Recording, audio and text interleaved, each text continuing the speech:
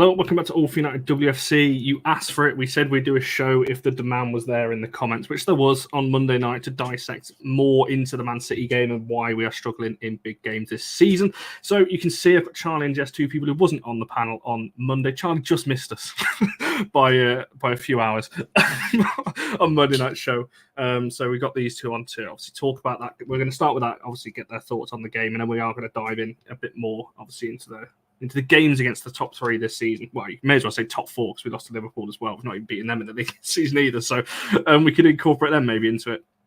And obviously the news that came out earlier about Matt Johnson, potential new head of women's football. It looks like it's only going to be a 6-month interim, though, on that one. So we're going to dive into all that as well. So get your thoughts and your comments, all of that kind of thing over the next kind of hour or so. Right, Charlie, I'm going to come to you first. If Charlie suddenly disappears, by the way, there's a legit reason. She will be back. But Charlie, I just want to ask you, because you weren't on the show on Monday, just your brief thoughts on the City defeat and what you think of the game, where it went wrong and all that kind of thing. Yeah. First thing, vicious rumour. Barry keeps starting that I don't come on when we lose. False. I've been on loads when we lose. I was at the game. I was at the Etihad on Saturday. Best thing about it was the away fans. They were brilliant. Special shout out to them. They were absolutely tremendous. Game was just really flat. Looked okay in moments, had a good start to the game, as we have done lots of games, and didn't capitalise. And then as soon as City scored, our heads just dropped, and we didn't recover at all. And then, as per usual, the last 10 minutes thought, it looked like we thought we better do something now. And then did okay, scored a goal, but never really looked like getting anything out of the game. Sort of rinse repeat really against the bigger sides, but also against any side we've played, really. Just a poor all-round performance for me. I was going to say, we were actually the three of us stood together for once. That's for the first time in God knows how long that we've actually all stood together. I don't know whether that was a good or bad thing, because it was funny, to be fair, with some of the stuff that was being thrown around. Jess, what was your thoughts on it then? Because obviously we've spoken a little bit about it on the All for Women's Football channel, but obviously you had to be a little bit more neutral on there, so you can put your United hat firmly back on now, and talk freely what you actually thought of the game on Saturday. I think, like Charlie said, in spells it was kind of okay. I thought we actually started pretty well, and from the start, I was kind of confident. It's just that even when we're playing well, we never really seem to. We never kick on. Basically, we're never playing well and then having loads of chances, or not against the sort of top sides anyway. We're playing well, we're not really actually creating anything. I mentioned on the All for Wofo show that I thought we actually did well because we actually beat the press a few times, which never happens. It's just that we then didn't carry on with that. We sort of did it for the first half of the first half, the first sort of 20 minutes or so. And when we were playing out like that, we looked really good. And then it just, I don't know what happened. It just all went to pot, basically. So it's just keeping up that consistency. It's all well and good playing well and kind of having possession and looking good on the ball.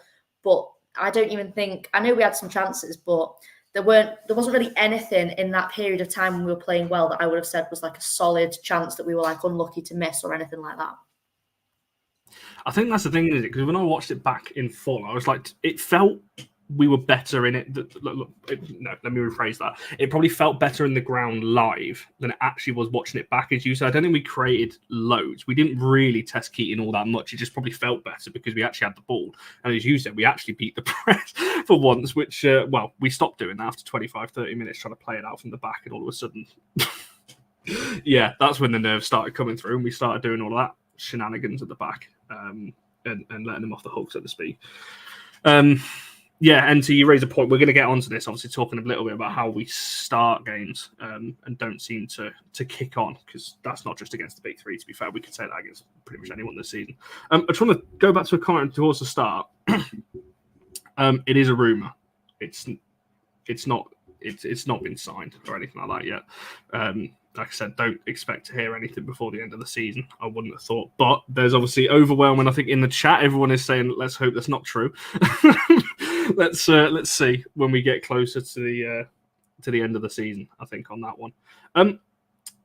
I disagree, James. I think the Mail Sport are very good, and Catherine, who wrote the article, is very, very good and knowledgeable at United. And to be fair, if you actually read what they said, it just says in talks. They said that about Honor and Alessia. They both left. So, they can be in talks but still leave on that one. Have you two got anything to add more on the game, or should we go straight into just dissecting the results as a whole? I'm just going to call it the 3-1 defeat, because pretty much every big game this season has been 3-1, isn't it? I just want to, you might have talked about this on Monday, but something I'm just finding increasingly frustrating is there looks to be a complete separate, like it's almost like the left hand doesn't know what the right hand is doing when the team are playing. So I don't know if you because we're literally next to each other, weren't we? I was behind when they clambered on Jess when the City 18 was giving us the double V's. I was like almost up over there. Like we've talked about it a lot, and this is where I think, like, obviously there's always lots of chat about individual player error, which I get, okay, because it's always glaringly obvious when a player makes a specific error. But I just think tactically we look completely off the pace all season. So there's times when our Mary had the ball and our fullbacks went wide and quite high and were in lots of space, but it just stayed very, very narrow within the middle, and it was really easy for City to press us as a bank of 3 or a bank of 4, just press us in the middle, and we still didn't take that space. So it just seemed there was just things like that keep happening all the time that seem really, really odd. There's lots of chat about Jace not tracking back, and I just sort of wanted my 10 pence worth of that, really. She never has. She's literally never tracked back. This isn't a new thing for this game. So it's either she should be tracking back and she's not, which is a problem, or everyone just knows she doesn't track back. And if she doesn't track back, what is the tactical plan for that? So is it Maya coming across, which can create issues, or is it Katie or Lisa are meant to come across and plug that gap? Because none of them make the move to do that. So it's like that's not the plan, which is I wanted to say that if I was on the official match reaction, but there just seems to be a complete disconnect between what individual groups of players or positions of players are doing. No one really knows what anyone else should be doing. And we're massively tactically flawed this season in a way that we weren't last season. Yeah, I think just following on from that a little bit, I mean, we've discussed the tactics time and time again, but the thing for me is that it's not changing. Like every week we look at this team and we're like, they do not know what they're doing. And you kind of expect that even if they weren't sort of necessarily being told tactics or being taught great tactics during the week, they're playing with each other enough now as a consistent group of 11 to surely have just sort of worked it out amongst themselves a little bit. But it's like they've kind of been told to do something, and like no matter what happens, they're going to die on that hill and they're going to do it. So like the kind of passing out from the back. If you're Mary Earps and you're passing out, because I said this to Charlie when we had the conversation during the game, if you're passing out and you're passing to one of your centre backs, so Millie or Maya, chances are they're facing Mary, so they've got their back to City goal, so they've got their back to where we want to go. We cannot be, as United, Mary cannot be passing that ball to Maya or Millie with the expectation, or with the team having the expectation they're going to be able to turn on it and play the ball forward. All they're ever going to be able to do is lay it off, because they're going to have 2 or 3 City players on their back. They can't turn out of trouble there. It's not what you do in football. If you're passing to someone whose back is to goal, especially in that sort of position, all you're ever really looking to do is lay it off. So either that's laid off back to Mary, or one of the fullbacks drop in more and laid kind of like as a diagonal back towards the corner flag almost. Because like you're just not going to be able to get out from there. When we beat the press, it's because we were playing it to our fullbacks and we were going sort of down the wings.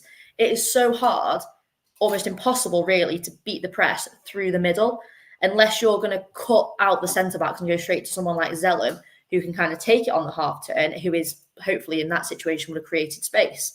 Because Maya and Millie just don't have the space in that position. They're not going to be able to do anything other than lay it off. And I think that's kind of how we conceded one of the goals. I've tried to forget about the whole game, to be honest. I can't remember which goal it was. But we basically got in a tangle in defence. And I can't work out why we're sort of trying to almost beat the press through the centre-backs, or the centre-backs are kind of receiving the ball in a way where they've not got anywhere else to play it. They're receiving the ball and they're having to then hold the ball up. But you can't hold the ball up on like the edge of your own box. It's like crazy. And if I'm just stood there in the stands and can see that, I don't understand why something wasn't happening on the day, because it happened time and time again. And it's mental. That's like kid stuff. You don't mess around with the ball on the edge of your own box. Play it out wide. Like, I'm baffled. Sorry, I'm having a bit of a rant then. No, and I think so. Charlie's food shop has arrived, which is why she's probably dropped away. So she'll be back with us in about 5 or 10 minutes. There's a couple of comments I've just started. I'll come back to those in a second. But I think when you're talking about, it's nothing to do with Mark on that one. Oh no, she's back. There we go. I thought that was it. I thought that was my moment to go and sort something out, but it's not. I apologise. Oh, okay. The dog False saw a cat. But the whole point of playing out from the back is you bring the opposition onto you. So, I can understand us trying to do it, but this kind of incorporates into the conversation I want to lead into in terms of we keep trying it against the big teams and we don't seem to be able to do it well. We did it against Arsenal, and Jess stood next to me or sat next to me in both games, and I make it 10 times worse because I hate us playing back because it's just stress. But we keep trying it and keep getting overrun. So and eventually, I think it took about 3 or 4 occasions. And in the City game in particular, Mary went, no, just go forward now, because it was just getting a bit ridiculous. I've got no issue with it, I think, trying it. Because I said that's how you bring the opposition onto you. You almost want them to come out. But then we don't, for me, and this leads on to another conversation about the midfield, we don't have that progressive person in the midfield to be able to do that. Honor was that last season. And I think that's one of the many factors I think that we'll get onto as to why we don't beat the press as well. You're going to make me laugh all show here. No, he's actually at training himself tonight, so he can't do Tuesdays and Wednesdays. Yeah, and I agree with what this comment's saying here. You need press-resistant midfielders and ball carriers, which we don't have. That midfield trio that we played, I don't think any of them, that's their speciality. Oh, go on. Oh, no, I thought she was going to jump in there, but that was her food shop, I think, arriving on that one. Right, but before I come back to you, Jess, there's a couple of comments a bit earlier on. This one, please kind of do something, whatever you can. I'm assuming this is in relation to the Skinner rumour that he's been offered a new contract. I don't know what you expect me to do. I've got no influence on that one. I can put a word into a few people, but I don't think they're going to listen to me. And yes, it was. It was based off the Women's Football Podcast, which if you haven't listened to, go and listen to that. It is very good. Someone on there said there's talk of a 2-year deal. There's nothing more in it than that. That's literally where it's come from. On that one, yeah, potentially. And Jess as well, I hear. There's a rumour that All for United are going to take over the coaching staff for next season. Do you know what? We couldn't do much worse job, I don't think. So maybe actually it's what we should do. If I start going for my coaching badges now, maybe sort of in a season or two's time, I'd have, UEFA A, and I'd just be ready to take the team to new heights. No, exactly. Right, I want to come back to you, Jess. You mentioned it a second ago about starting well. Now, this is something we've seen, again, across the games against the big three. Maybe Arsenal aside, we had a 5-minute spell at the start and obviously fell off a little bit. But I feel against Chelsea, we've had moments, and, against City, we've had moments, City in the Conti Cup, City at home. People forget we took the lead in that and probably could have gone 2-0 up at Old Trafford. And I think if we go 2-0 up, we probably go on and win the game from there. But every time, and this isn't just to the top three, that we've seen it in Liverpool, we go 1-0 up, we drop off. Why do you think that is? Do you think it's the things I've written down of potential options? It's either a fitness thing. Maybe they can't do that for a 90 minutes, so they drop off. Whether that's a tactical thing, to go 1-0 up and sit back. Whether that's a mentality thing. What do you think it is watching us this season that we start games well and then just drop off the pace? I'll be completely honest. I have not got a clue. If I were to guess, I would say it's probably a combination of the 3 things you just mentioned there. So physicality, tactics, and probably psychological. I guess if you look at kind of United this season, it's been very disjointed. Things that have kind of been out of the team's control, like injuries, stuff going on behind the scenes, I think they will play into the psychological side of things. And that can't be kind of understated, really. Like the psychological side of things is massive now, and I don't mean now, like it's always been massive. It's just we actually appreciate it a little bit more now, and that we try and put things more in place. But if you think about everything that's been going on in behind the scenes in terms of ownership, everything else, at the end of the day, this is a job for these players. So imagine you're going into work and you have no idea what's going on with all management and stuff like that. That will have some sort of psychological effect. Same with injuries, really unfortunate. But that being said, these things happen and they are professionals and they do to some extent just have to get on with it. So I think the biggest thing's got to be for me tactics, because I see just a lack of cohesion. You know, we keep talking about it where no one seems to know what each other are doing, and that just goes for the whole season. I almost think in some ways when we've had a run of possession or something like that, it's almost more luck than anything else.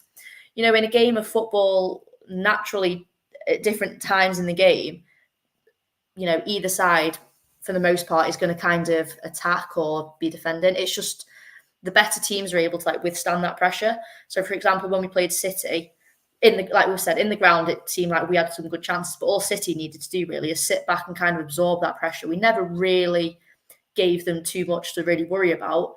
But the second that it flipped and they were kind of the team on top, we just crumbled.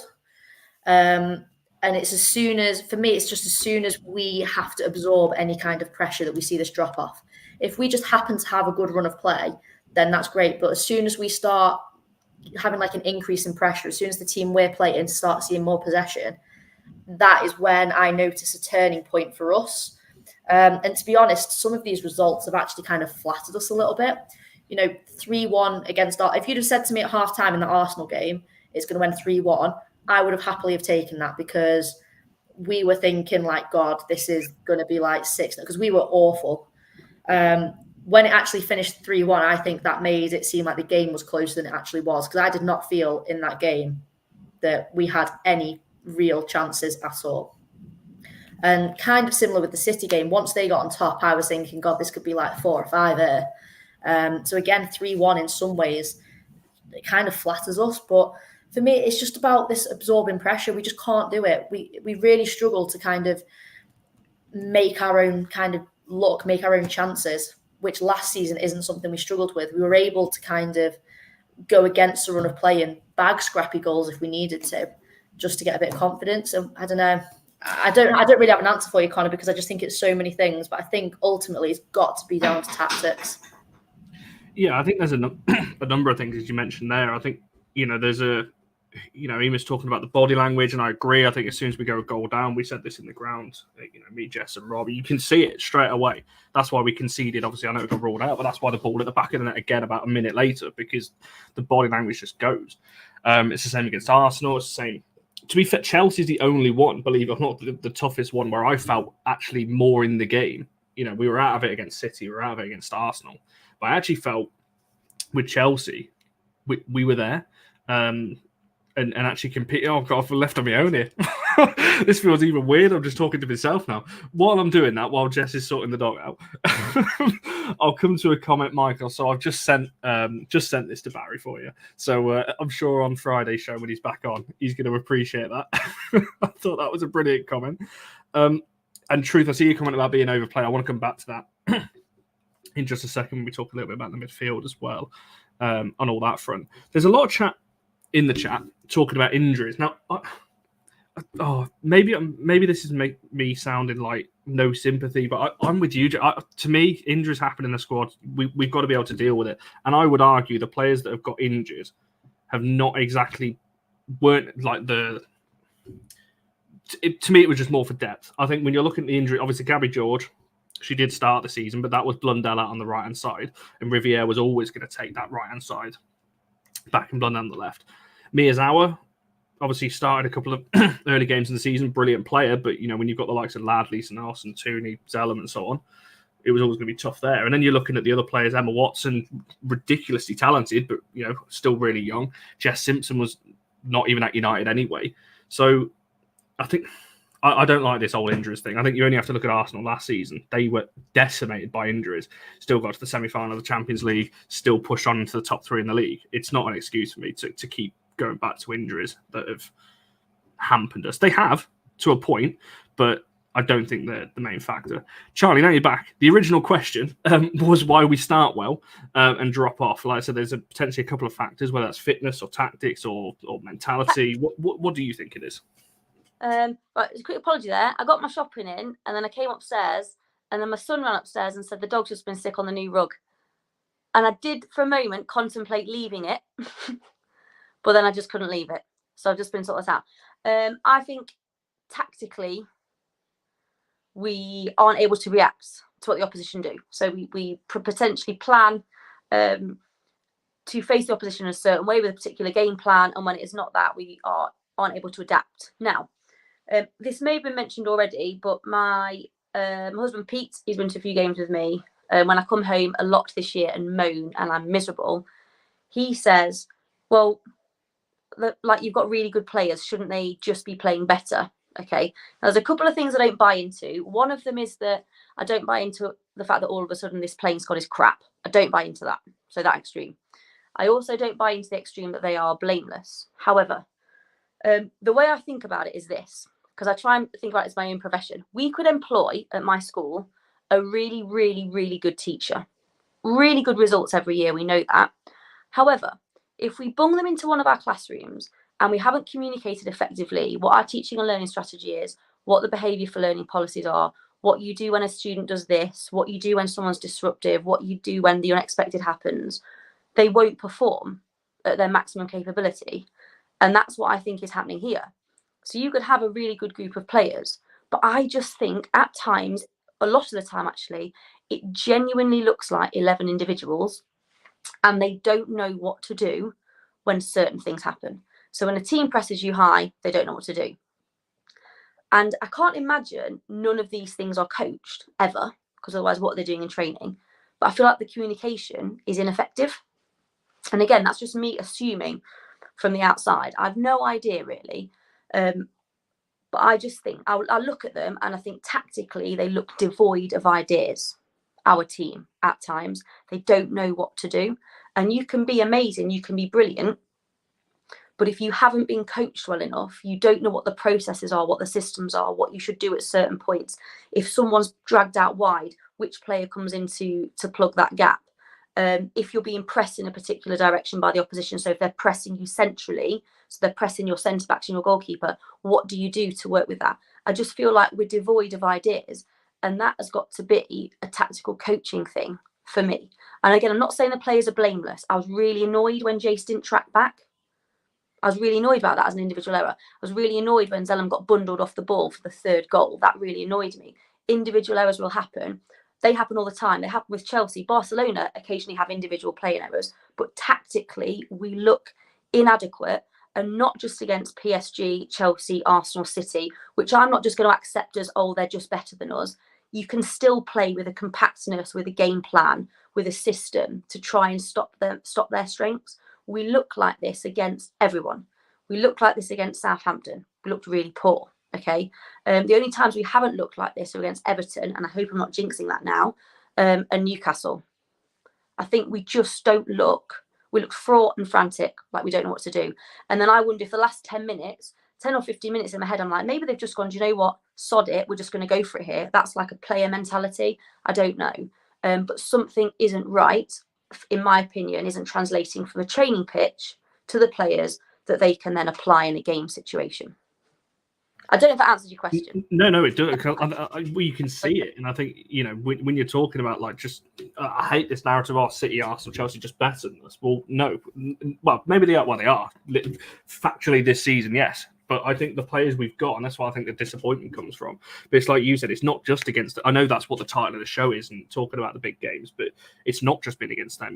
Bristol City, we all came on here after Bristol City and was annoyed because even though we'd won 2-0, it was like, what was that? Like, what are we watching? And it's happened so often this season. We can go back to the start of the season. We struggled against Villa away. I know we struggled a little bit last season, but Bristol away. I remember me and you, Charlie, were, you know, on here after that Bristol away game at Ashton Gate, just going, what was that? Like, they're playing better football than us. And what you just said there about for me, what annoys me and what worries me is I watch other teams go to Chelsea, go to City or whatever, and look so much more comfortable than we do. And that's, I think, is the biggest problem, because that, for me, is not the players, because the players are better than what they're currently showing. And it's not just all the manager and the coach. The players have got to take some responsibility as well. But as Barry said last week, where's that motivation coming from? Where's that instruction coming from? You know, when things happen in a game, to fall back on. It's just strange, isn't it? Like, you can take, like, remember last season, like, it was how frustrated we were about the Everton 0-0 draw. Like, you don't like those sorts of performances, but you can kind of take the odd one if it's a case of the opposition defended, yes, I've had enough now, Connor's go next. If the opposition have just dug their heels in, they've defended resolutely, the keeper's been prime, Manuel Neuer, like those things happen, don't they, at periods during the season? But you can kind of deal with that if 80-85% of the time performances are good, even if you're not quite getting the result that you want. But we don't look like we're going to get results. And that's the thing, isn't it? We've lost a lot of these games 3-1. And the biggest worry for me is not necessarily just the scoreline. It is the performance that has been the issue. Because you've seen it before, teams play really well and then somehow lose a game 1-0 because the opposition score from one chance they've had. It can happen. But it is the regularity of the poor performance and the inability to adapt and respond to things. And it's not just a case of all the professional footballers. You see that in all work. If people aren't necessarily well led, it doesn't matter how good they are not going to perform to the best of their ability. And I wonder if that's happening now, because I don't think it's like, I've spoken to people before, I feel like it's not like how the men's game has started to turn, where players will down tools necessarily, because there's not that same level of player power. I don't think this is a case of that. These players want to win and they want to be successful. I remember last season, I think the Supporters Club did an interview with Martha Thomas, who obviously isn't playing for us now. I almost said who isn't with us now, and it sounded really morbid, isn't playing for us. And she said in that interview, there is no one that wants Man United women to be more successful than the players. No one. And she was adamant about that. And I can't believe that's changed over the course of a summer. But something is not right with the communication, how they're being coached, and the ability to adapt to certain situations. Because you can't just say, it's going wrong on the pitch, 11 players all at once come up with a different system that's going to work, because they all do completely different things. That needs to be given from a central figure who's communicating, right, this isn't working. As a collective, this is what we're going to do now. Because if you just solely leave that to the players to correct on the pitch, they're all going to be saying different things and thinking different things should be happening, I think. I definitely agree with that. I think, I don't know how much attention anyone really paid, but like obviously the Euros, when you heard any of the England players talking about like the England environment or Serena, all everyone kept saying is like basically Serena had a plan for every single eventuality. Like if anything ever happened, everyone was like, it's fine because Serena will have planned for that. Like she missed some games because she had COVID and everyone was like, well, it's fine because that would have been part of the plan.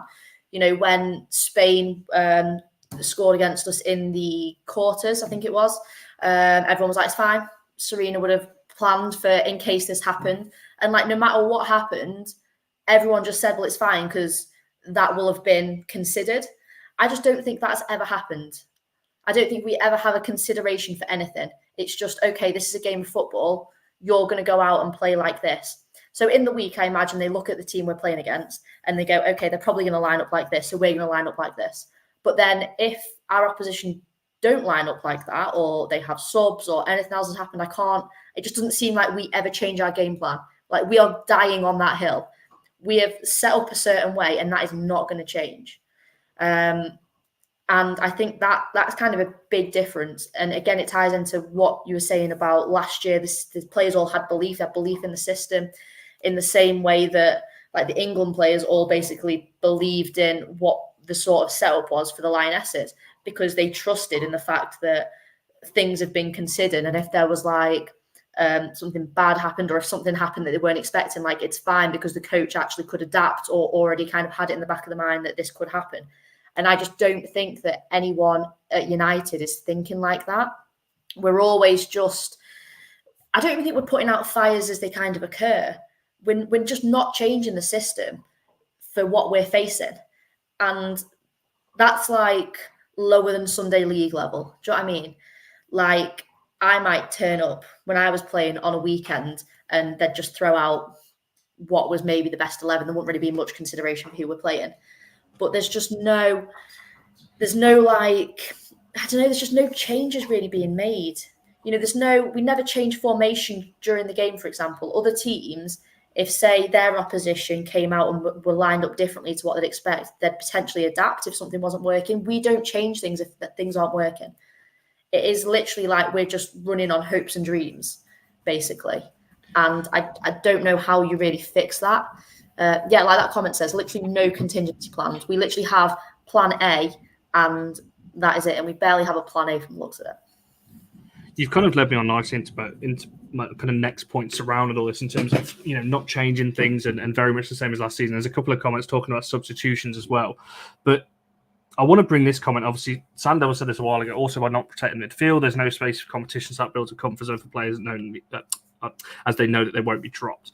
Now, I said this on the show pre-City that I would have gone for Ladd in there anyway. But it's not just for that reason. I do feel like what you just said there, it's not what this season, that midfield has not worked in these games. I think we've been overrun in pretty much every big game this season and other games as well.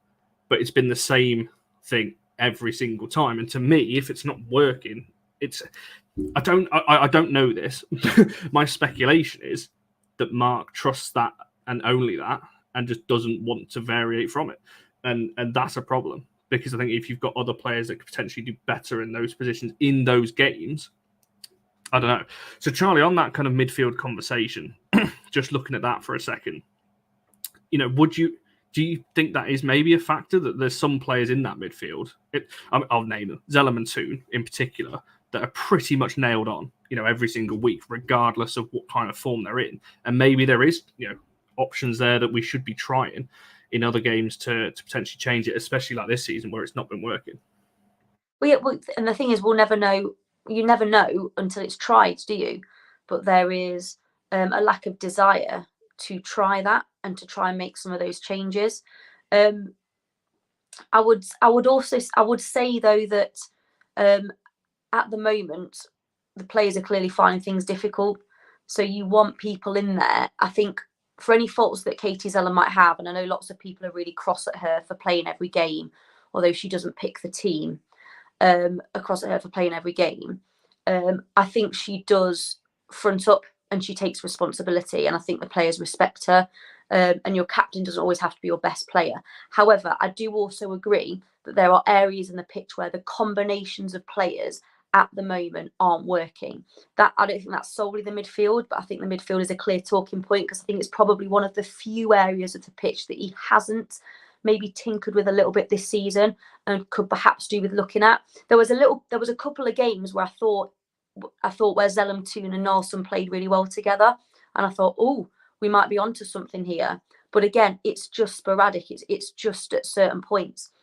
And I still think there are players within that squad, and the midfield is one of those, where they're not playing in their best position, in the place most suited for them. They're playing where they're being asked to play. Now, how it looks to me is Zelem's being asked to play as the defensive midfielder. That's what it looks like to me. Lisa is sometimes in with her as a pivot, but often looks more like being the box-to-box midfielder, so is having to be the engine. And Toon is playing as the sort of more of a free role. I wouldn't even say a number 10. I would just say a free role. So it just seems to be a little bit of square pegs in round holes in certain areas of the pitch. And he's got to rectify that. Now, if what we're missing is a really good defensive midfielder, the best we've got on our books is Hayley Ladd. And I don't mean the best as a backhanded compliment. She is the best that we've got.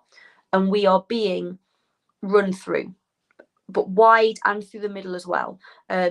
So I would also argue that in those sorts of games where you're going to be under pressure, and Man City like to have possession, they like to dominate the ball, and they dominated the ball against us, and we were often caught out and outnumbered in that area of the pitch. And having someone like Hayley Ladd would have really strengthened us and given us another dimension, because she's not just someone who goes around kicking people, is she? She's actually technically pretty good as well, and she's fairly forward thinking, so she would have been a good option. But I don't know. I just don't think he's not going to change things. And I'm always of the mind of just support the players that are on the pitch at the time. And the team selection is down to him. But yeah, it'd be interesting to see him try and change things. Do I think he will at the moment? No. I think we will consistently see this same 11 until the end of the season now. And then it'll be really interesting to see what happens come the summer. That ultimately for me though is going to be his downfall. I think the ability of him that he doesn't trust his squad. And someone's made the point about how much we spent. It's not just how much we spent, it's the amount of players that we've had that were let go, that were brought in that don't play. Guerrero is the one that really winds me up because of the way Vilda was shoved out to get that deal done. And all of a sudden now Guerrero just doesn't play either. It's such a waste. There was no point in getting rid of Vilda in the first place if that's what we were going to do. Oh, my life. I've seen a name in the chat I've not seen for an awful long time. Somebody that we all know very well, who's ditching us Sunday. Not there on Sunday, but no, it's been a while. We need to get you back, Alex. I might send you the link. Get on here. It's been a while. Yeah, No. Alex, come on. What are you doing?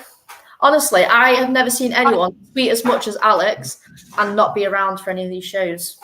How can someone so chronically online not be here?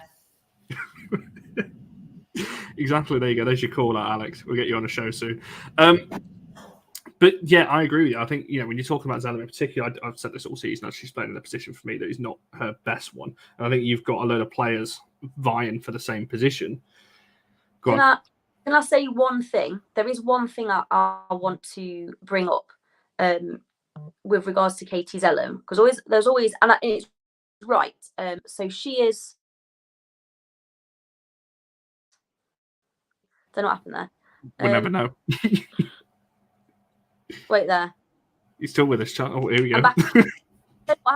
Sorry, guys. The phone just went mad. With Zelem, there's always, and I agree with this. People talk. I think she's can be caught with the ball at times. I also agree that her recovery pace isn't the best.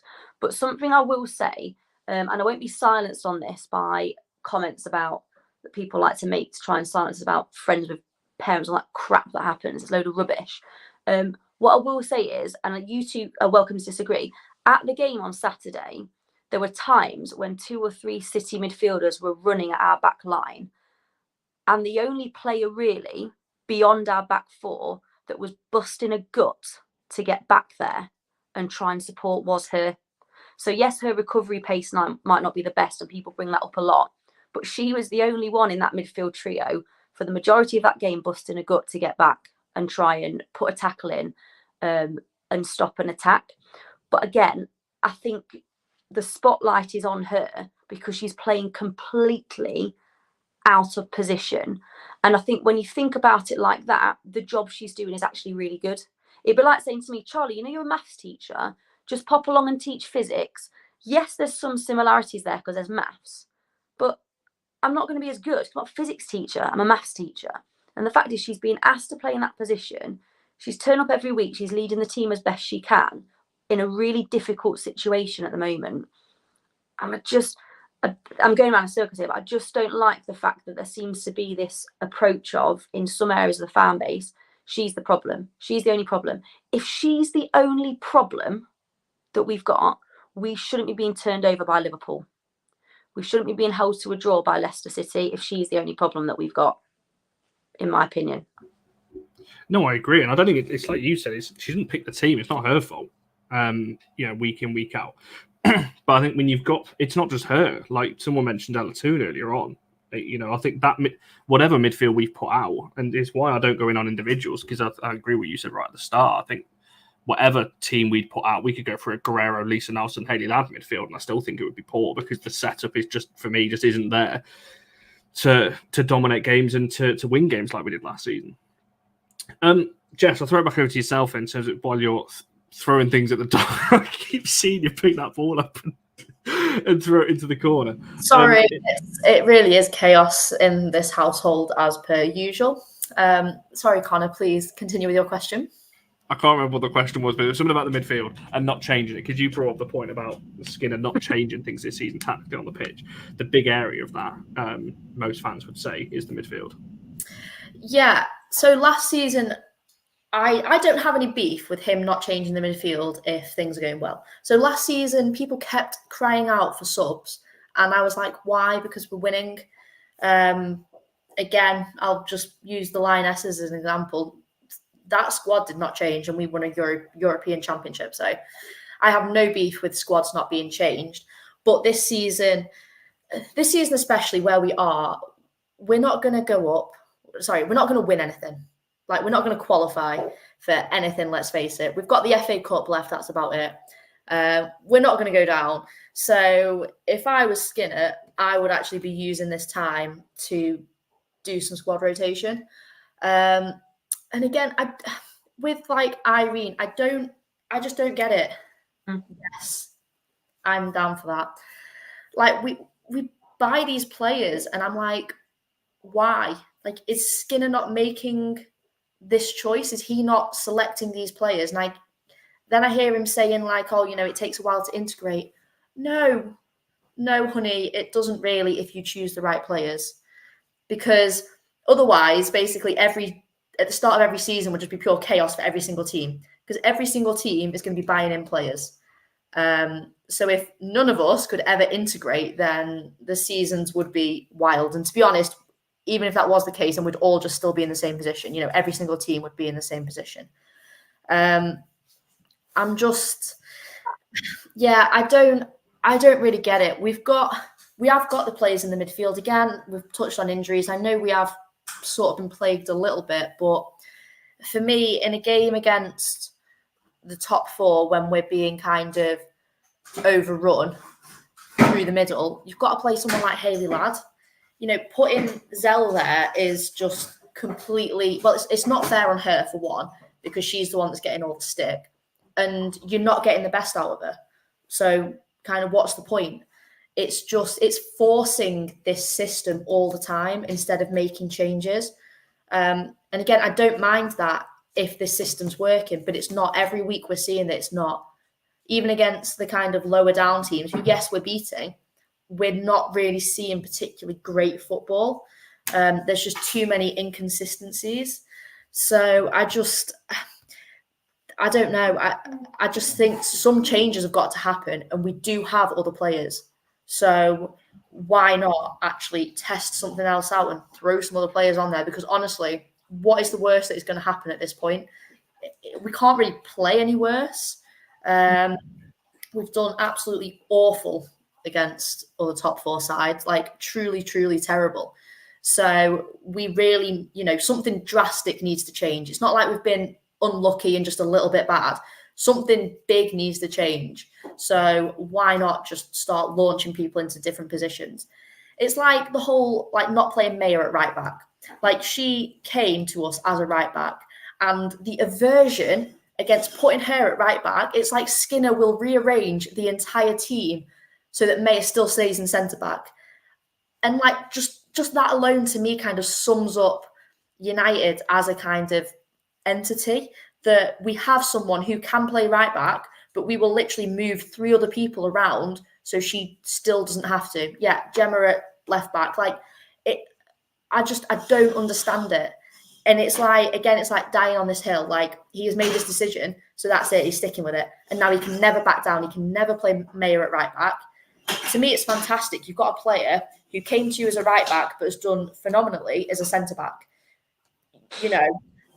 I don't really know what my point is with that one, other than it just sums up, I think, this season.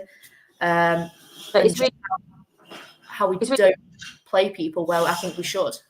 Like, yeah, when Mannion was coming on, I genuinely thought, oh my gosh, he's going to slot her in at centre back and do the right thing here, and play Maya at right back, and I couldn't believe that didn't happen.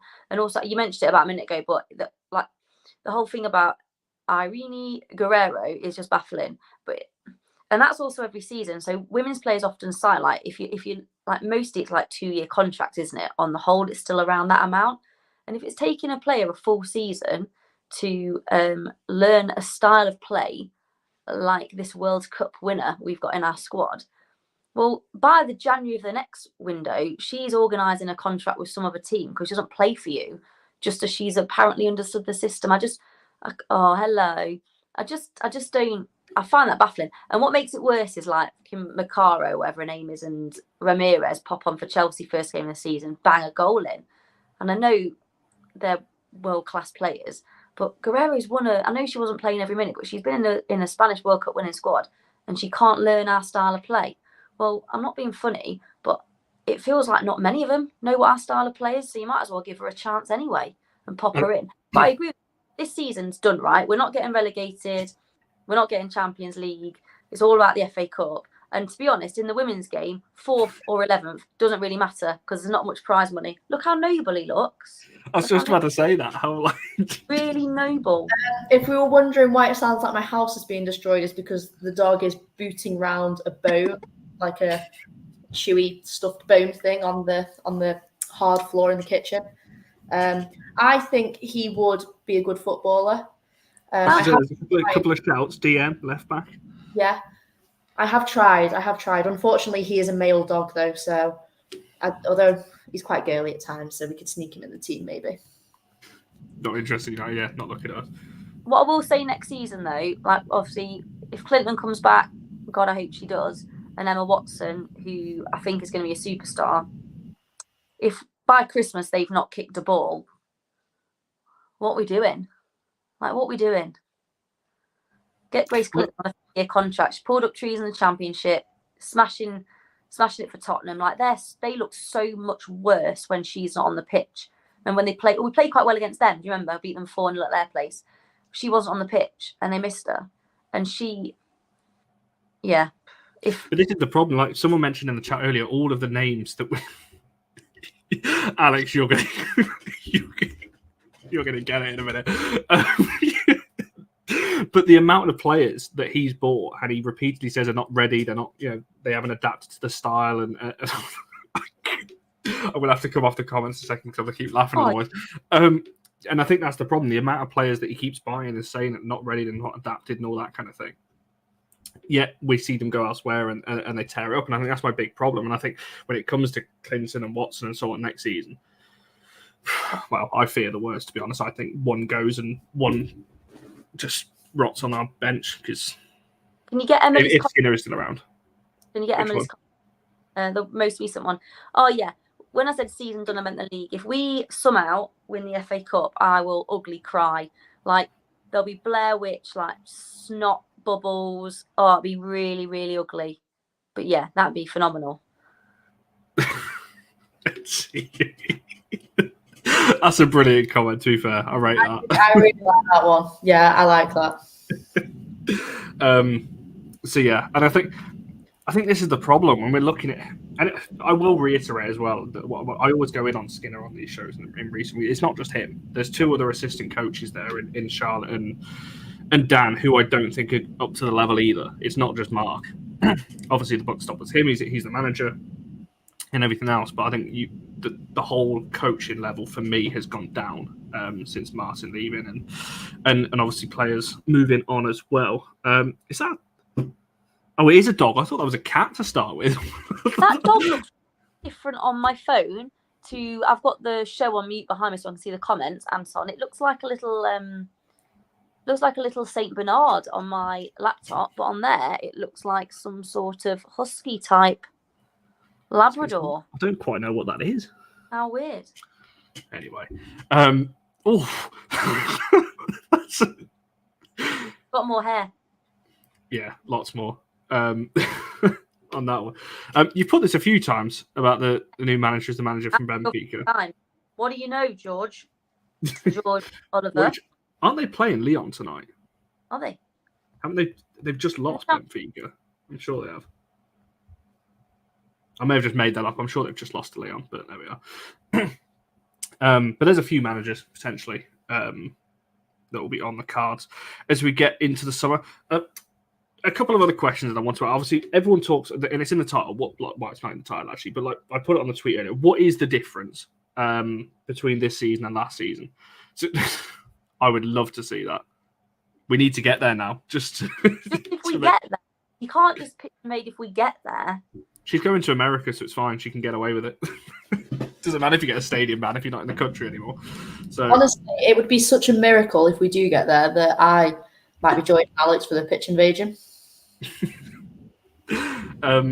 My question was going to be, obviously, everyone talks about Honor, Alessia, and all these kind of things. But I want to actually pinpoint what you guys think we're actually missing with those 2 in particular, because they were the starters, obviously last season overall, when you look at the 11, they're the two that are missing, really, from last season. Obviously, we spoke a little bit about the coaching and Martin as well.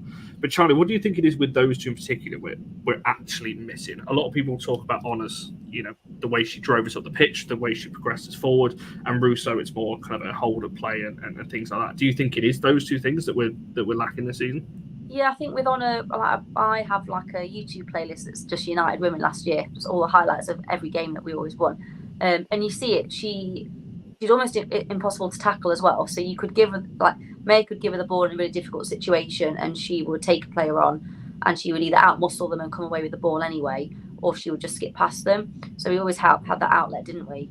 And I think Gabby George was getting there, just poor injury, and we're seeing flashes of that with Jade, but I think there's still times when she'll cut back and do the safer pass, I think, rather than just be a little bit more risk-taking. She's more risk-averse than Honour was, I think. And even though it grates me to say, with Russo, obviously we don't miss her goals, really. But I think with her, she occupied the centre-backs fairly well through her dropping deep. So she would drag them out of position, which would create space. But obviously we saw Galton score a lot of goals last season. Garcia scored a lot of goals last season for a sub-player. And I think that was helped by having a forward that dropped in and pulled centre-backs out of position and created gaps between the lines. We've just got a different type of player now in certain positions, and we have to adapt to that, and we have to play to their strengths, and we have to get certain players on the pitch together at the same time consistently, and we aren't doing that at the moment. No, yeah, I think that's a fair way of looking at it. I think, to be honest, Archie could probably do with Mannion's biscuits right now. He's staring intently at the screen here. Yes, he is a hungry boy at all times. He's not moved. He's also very tired, I think. Are you okay, Archie? He's confused, I think, as to what's going on. He doesn't normally sit on my lap for this long, and he's quite I was big. going to say. It's the wrong channel as well. He's the Awful Women's Football mascot. He can be this one as well. Maybe he can be the Awful United WFC mascot as well. Yeah, he keeps making me laugh because I keep looking up and all I can see is just his head. But yeah, he's a bit big really to be a lapdog. I am struggling to concentrate, to be honest. I'm so sorry. It's very unprofessional of him, really. Oh, I think he was just falling asleep then. It looks huge, but I think that's obviously just perspective because he's slightly close to the camera. Yeah, if I was sort of further away, he would be. He's actually tiny. He's actually a little teacup poodle. Really, I've got. They're massive. I'll get Stanley on. He's like a horse. I'll get him on. I'm so glad you're not there. What out, Jimmy Neutron? She's the one that started that. All that bloody like over a year ago. Shocking. What was the question?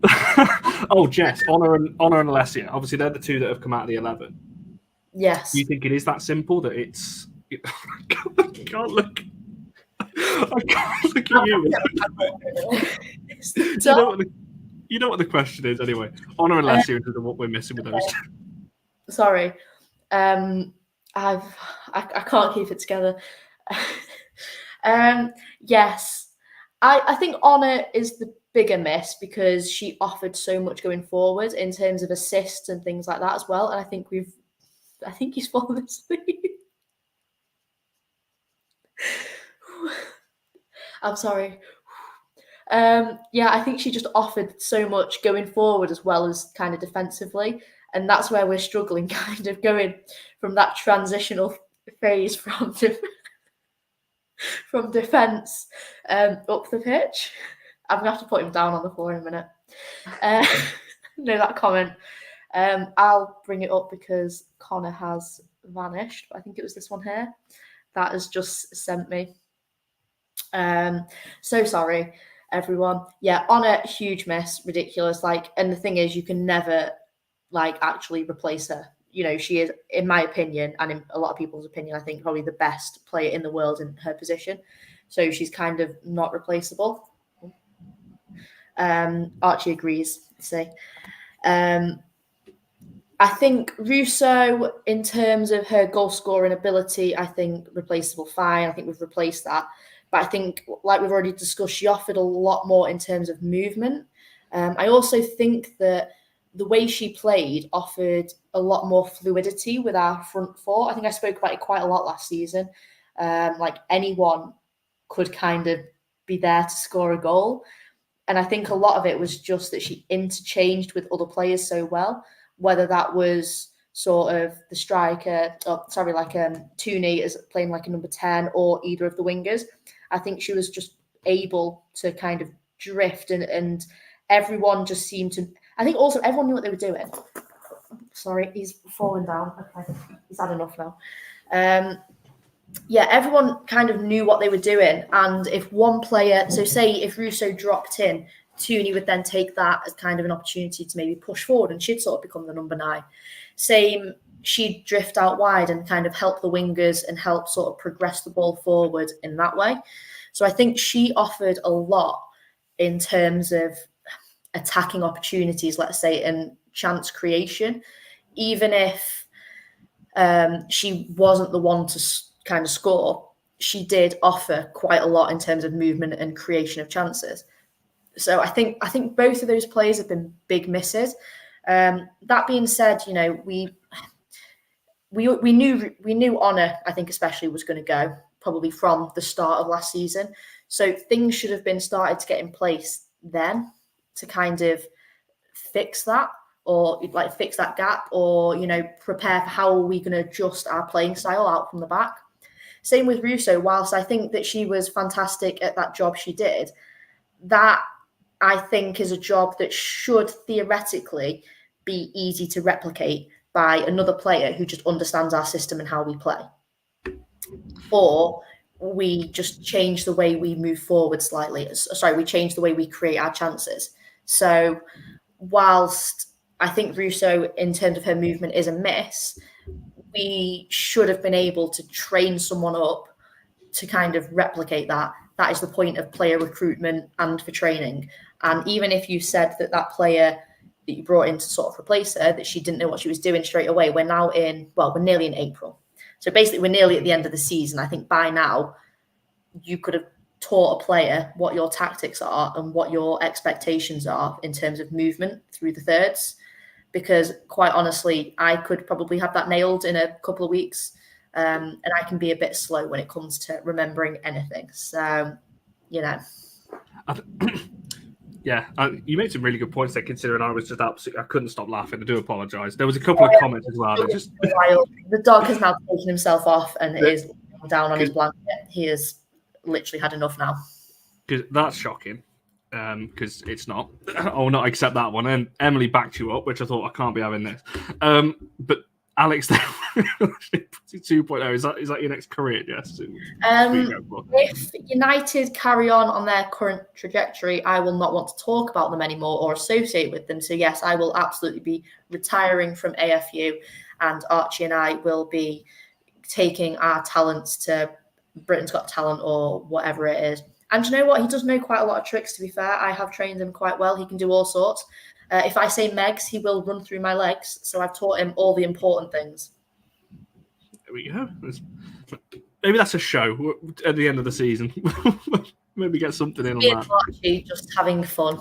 It's just the chaos of my life, it would be called. We're better than the season wrap, that's for sure.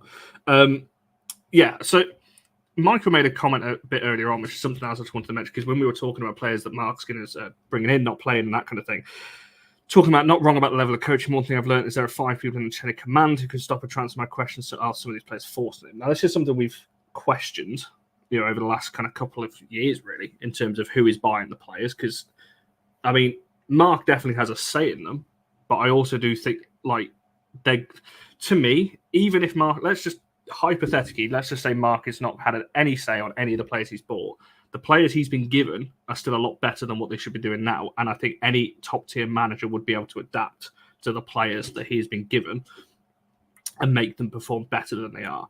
We had no issue last season with the players that we had and making the players perform better than maybe what they are. You can, with your coaching and things, you both were talking about with Honor and Alessia, the gaps that maybe have left. The way you combat that is with clever coaching, because let's just say we've lost that ability with Honor to progress the ball forward because Jade isn't that. Well, one of your midfielders then goes and does it. You get one of your midfielders to move into that kind of wide channel and progress the ball forward and so on. So I think if you've got that there, you can combat it. So yes, these are all factors. That's why I wanted to do this show and talking about all of that. But there's got to be ways around it, I think. Yeah, and also agree as well. Yeah, obviously we don't know officially what all goes on there, but I do think Mark and the coaching staff should be doing a lot better with the current crop of players that maybe he has been forced upon. And last kind of question, before I just want to very quickly talk about kind of the news that it's head of women's football and so on, just briefly at the end. We've kind of mentioned it throughout the show about mentality. It's been mentioned in the chat a couple of times as well. Do you think that is a factor this season? That, you know, Barry spoke about motivation last week, and Mark actually spoke about it in one of his press conferences, that these players don't need motivating, which is a bit of an off comment. But he obviously said that in his interview. Charlie, do you think that's maybe a factor this season, that the motivation isn't, you know, the players aren't motivated because what they're hearing from maybe the coaching side and behind the scenes isn't there, and because when you're not winning as well, it's hard to do that? Obviously, we as you said earlier, the players don't down tools. They're not doing that. It's not like they're not trying, but there is maybe that 1% maybe that's off from last season in terms of that extra gear that we saw in multiple games last year. Yeah, I don't think with elite athletes that you're going into any situation not wanting to win, which I would class as motivation, as you want to win and you want to be successful. But I think a lot of people in the comments tonight have talked about there might be difficulty with belief, perhaps in what they're being asked to do, or how they're being asked to play is not going as well as they would like, and therefore that does affect confidence. But again, if there is a confidence issue, it should be someone's role within the squad to support with that. I believe they have sports psychologists at United, specifically for the women. I believe they do. So you need those people involved, don't you, supporting with that. And if it's not something that those people can help with, again, it's potentially just a disconnect between what the coaching staff are asking the players to do and the players' ability to either do it, implement it, or understand what it is they're being asked. So I don't think there's a lack of motivation. Like, we've got Euros winners in this squad. We've got international players. We've got players like Hannah Blundell that have won she won a lot of trophies at Chelsea before she came to us. So we've got motivated players. So I don't necessarily think it's that. I don't think it's down to that at all. I just genuinely think there is a disconnect between what they're being asked to do and their ability to do it on the pitch, which I think is down to communication. And I think we've talked as well about there being a lack of faith, perhaps, on the players' part in what they're being asked to do, which is a huge problem. I think if that's the case, if your players, who are your most important commodity outside of the fan base, don't have faith in the process or the project, which might be what it is, then that's a massive concern. But I wouldn't solely put it down to just being a motivational issue. Sorry, I've got the giggles again. What comment is it? No, but I'm giggling at myself. Sorry. Right, let's focus now, team. Come on. No, this is 100% me. I'll blame the dog. He's put me in a silly mood. I think in terms of motivating and things like that, Alex's comments are not helping, by the way. I think in terms of motivating and things like that, like, the players should kind of just, I don't know, like, in some ways, like, you're playing for pride. Like, it's embarrassing to go out and lose. Like, I just from my level, I know it's embarrassing to go out and kind of play poorly. So I can only imagine what it's like going out and playing poorly and then seeing people on Twitter telling you that you're playing poorly. Like, players aren't going to want that. Then, like, they have pride in, like, what they do. You know, they want to sort of win, obviously. So I don't think it's like a motivation thing. I think it's more, like I said before, knowing how to deal with that, like the actual pressure on the pitch. But if something bad happens or something kind of goes against them, it's being able to keep your head up. So it is that kind of sports psychology side of things. And I think, again, I mentioned it earlier on, like, all the stuff that's been going on behind the scenes. I don't know whether that's been weighing down on people. At the start of the season, we saw like a lot of kind of drama going on the pitch, which does seem to have eased off quite a bit, to be fair, like players having to go at each other. And I don't know whether some of that is still like lingering in the background. It's just, I don't know. It's such a serious topic for me to be giggling about. But I think actually at this point, I think United have just sent me into a mentee B, to be honest, and I'm just getting a bit delusional. And if I don't laugh, I will simply just start crying, because I wish that I could say it was just like one thing, and if they just fix this one thing, it would be fine. But I think there really is like a deep-rooted problem in the club.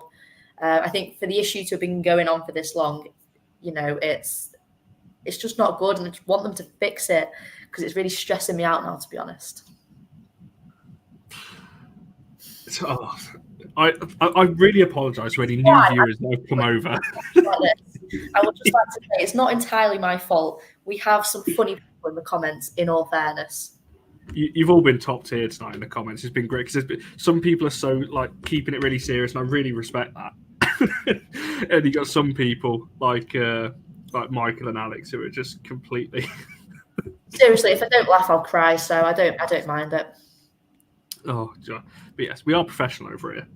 Award-winning we are. Somehow. Anyway, right. We're kind of. Have we got anything to finish up on this? Obviously, in terms of, because we've covered a lot in an hour, talking about various different things and why we think we struggle potentially against the top, or not even just the top three, but in big game or just in games in general this season. Have you two got anything to I guess find or summarise in terms of what you would hope to see change going into next season? You could say the manager if you really want, but just in general, what we're seeing on the pitch in terms of what you want to see change going in, because we can't have another season of this, can we?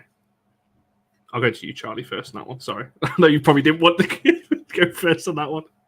I would like to see a team come out and perform with. I just want the team to go out and excite us a little bit.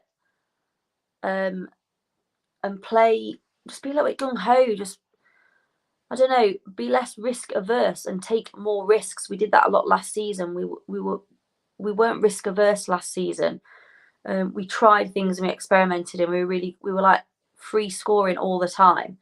And I would just like them to be tactically sound, so defensively set up in a way that makes us hard to break down, and a team that presses and plays with energy.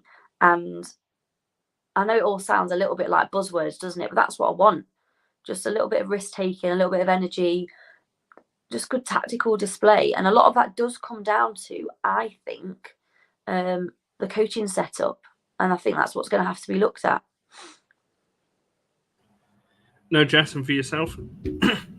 Yeah, very much the same. I think for me, I just want to see some positivity on the ball, in possession basically, and out of possession, in all fairness. Defending starts from the front. I just want to see some positivity within the team and just some cohesion. I think not only would it be great to see a clear game plan, be able to see the team adapt if something's not working. I think that's what I really want to see. And all that, like Charlie said, would probably come from an overhaul of the coaching staff. And I don't think simply taking a Skinner out and putting someone in Skinner's position would necessarily fix that underlying issue. I think there's got to be an improvement in the backroom staff. Everything from coaching to probably team psychologist. I think everything needs kind of looking at and assessing and seeing whether we are, or whether Man United are sort of, their staff are performing at the kind of level that this club requires, or whether the women's team are just sort of being shorted and set off to the side and given kind of like the bare bones in terms of backroom staff and facilities and things like that.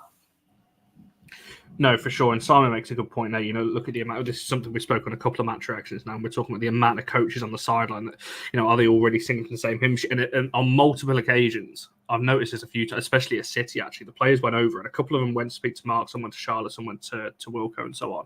And then Zelem dragged them all away. And then Zelem went off and did a little huddle, and then it formed into little groups again, like you kind of see your defensive team and midfield and whatever. But it's like we see this so often where they kind of go over, and I'm looking at them going, they haven't got I filmed one of it. I think it was Bristol City game, where I think it was Riviere that went over, and Mark was like, I don't know what he was saying to him, but he looked pretty irate. And Jay just kind of just turned her back on him, walked over, and then Zell got into a huddle with Jade and Met, and it just looked a bit like what's going on? And I think that just comes back to the communication side of things, where I don't think the players are fully understanding what they want, what the coaches want, and why it looks so disjointed across the pitch on that one. I wanted to round this off then with some news, obviously, that came out today. Obviously, Matt Johnson will be appointed the new head of women's football, and the first big move by Ineos department overhaul as contract talks with Mark's going to continue this, obviously, from Catherine at the Mail Sport. So it says, obviously, Johnson is currently the director of operations at the Man United Foundation and was previously the performance director of the Girls Talent Club. So obviously, it's been around United for a few years. Johnson is highly thought of at United. And the Mail Sport understands that one of the main reasons he's been given the role is because of his excellent communication skills. Now, I've just said that off the back of the players not understanding things because of a lack of communication. So that's quite positive. Tom Gary then obviously followed this up, tweeting saying that this will be a 6-month interim. Let me get the actual tweet because I cannot remember for life of me what was after that. 2 seconds. Yes. Where is it? We'll start in May on an interim basis for approximately 6 months while Man United recruit a long-term successor. So this doesn't seem to be a long-term fix in terms of Polly Bancroft's replacement. Charlie, what did you think on this one in terms of... I mean, it's good in some ways that it's come from within the club, so that they're promoting, obviously, from within. My concern, a little bit, is that this is 6 months, and it seems to be just a quick fix, and everything else. And that worries me a little bit. Maybe I'm overthinking this in terms of what they would do with the manager situation as well, in terms of quick fix. Looking at it from just a director of women's football perspective, I'm pleasantly surprised that they've announced it now, that there's going to be someone in interim charge with Polly Bancroft going. I was fully expecting us to go into the summer. And I think this is just having been burned before with how Manchester United have been run from the top without having any idea what was going on. So actually, I'm quite pleased that they've got someone in who clearly seems to have a bit of a skill set that is clearly transferable to what they'll want him to do. And the fact that they've announced it as interim. So the plan is that they're going to get someone in long term. And I think it's quite nice that they've come out and informed that this is the person it's going to be, this is why, and this is the plan, and it's going to be this length of time. So I'm quite pleased with how they've done it, because like I said, I was fully expecting to hear nothing, to just be tumbleweed radio silence of us to go into the new season going, who's the head of women's football? Nobody knows. But at least there's been some foresight there, which is a positive step. Yeah, I must admit, I just assumed that we wouldn't hear anything. Like, it came as a real shock to me. I just assumed that we would not hear anything until they eventually just found a stranger on the street to kind of rope in and do it, to be honest with you. So, I mean, I think based on what's kind of been reported around his sort of credentials, I think he's in with as good a shot as anyone, basically, for kind of making a real go of this. And yeah, like this comment says, if he is just like a temporary guy, if he does prove himself to be fantastic, then great, I think keep him on in the role. But I think if we can have someone like this, he's obviously been around the club for a while, so hopefully he kind of understands like the United DNA and ethos and that kind of thing. And if his communication skills are as good as have been reported, then that can only be a good thing. And to be honest, did Polly Bancroft actually do anything in her time at United ever? Like, what was the point of her? So the way I see it is, can anything really get worse at this point? I think his history working with like the RTC talent centres, with the foundation, I think that puts him in a good position for maybe easing that kind of gap between academy and first team, because we're not really seeing much movement in that position at the minute. So maybe he can kind of assist with that. And again, if he's been involved in kind of like the talent centres, is he going to be able to offer a little bit more in terms of assisting with recruitment? So future transfers or loans or anything like that. I think he is in a good position, from what I've read about him, to kind of be able to take us into maybe the summer transfer window in a sort of decent and positive position. Or maybe that's just wishful thinking, but I'm going to try and stay positive about it. I agree. I think it's a good move for now. I think, as you both kind of said, I was fully expecting as well to hear nothing because, look at the way the contracts are going. We're still not hearing contract. What we've got now for 6-7 games to the end of the season, and we've still got 4 or 5 players out of contract, including the manager. So, yeah, there's still a lot up in the air. And I think when we get into kind of April and and May, I think we're going to start hearing a lot. I've heard some good things about Ineos so far, so I hope, in regards to the women's team that comes through. So, yeah, interesting to see on that one. We're going to start this, I think, maybe we'll get a petition going if we've not got a new manager by the end of June or something, or if there's no clarity there, we'll start this going, and Charlie can have a change of career. We'll be on here every Monday match reaction. Just be very biased if Charlie was the manager, wouldn't it? Well, I'll be brilliant at it. I think so. I'd be an absolute crazed lunatic on the touchline, an emotional wreck, and I literally have none of the required skill set. So, although I would always say yes if they were to come knocking, I would be dreadful. Absolutely dreadful.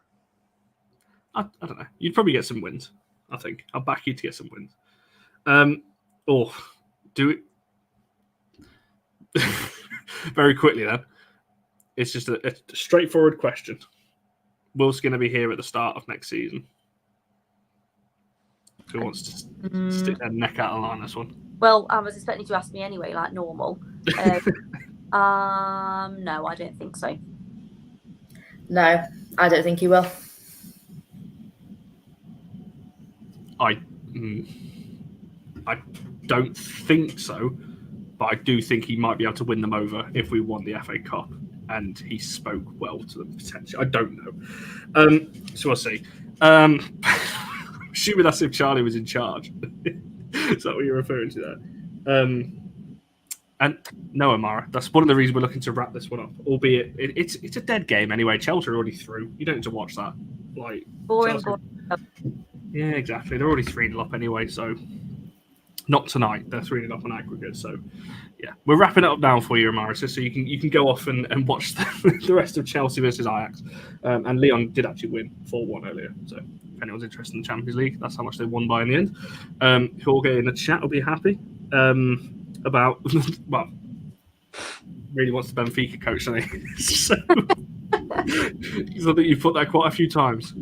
We'll do a separate show on managers, like I said, in general, close to the time where we actually know a bit more information on that one.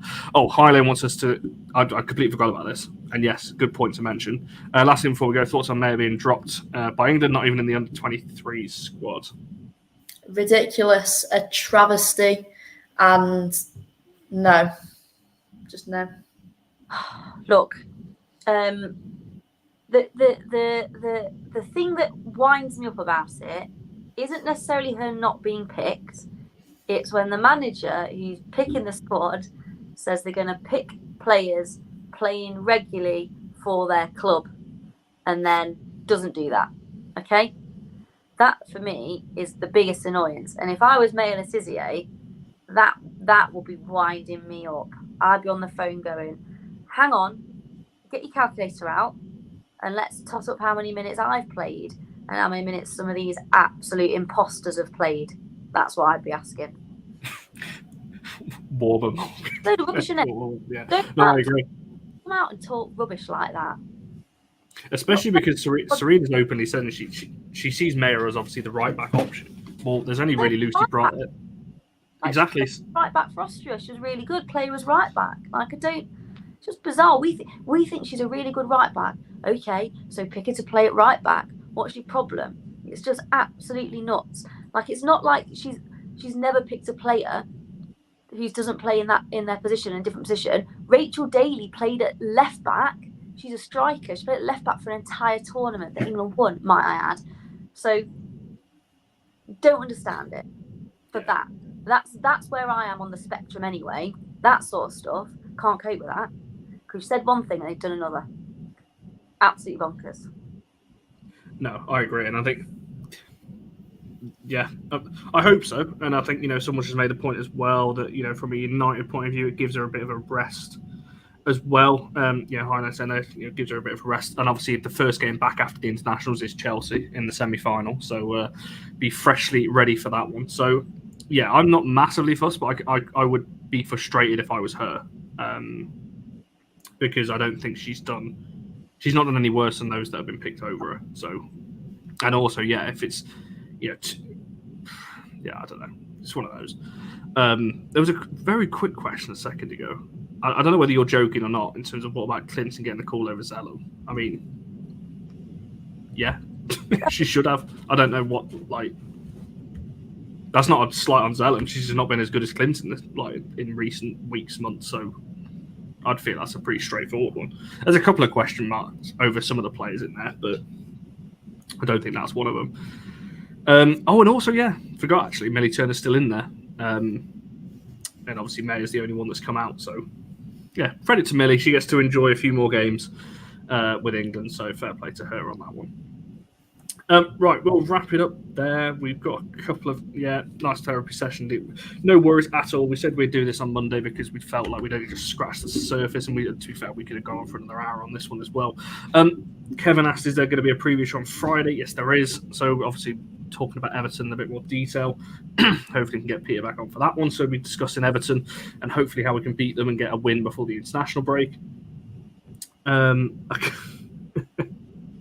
Yes. Thank you to everyone in the comments, by the way. I'm just reading some of your comments before I was wrapping this one up. I'll end it on that one, shall I? I want to see Jess and Archie instead of Chelsea for sure. Has he gone to sleep now, Jess? He is, yeah. I would pick him up, but he looks really comfy. He's sort of crashed out next to me.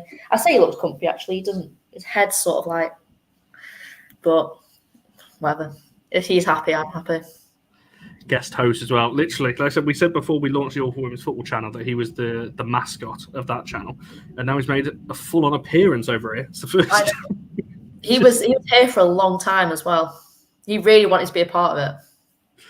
Fair play to him. So thank you to everyone in the comments. You've been absolutely brilliant. Apologies for me and Jess mainly losing it a little bit over the course of the 90 minutes or so. It's always going to happen on this one. More animals next. Gee, it's like a show and tell when you bring your animals into school. Do you remember that? When you used to take your pets in for a day? That was something. Maybe we'll do that.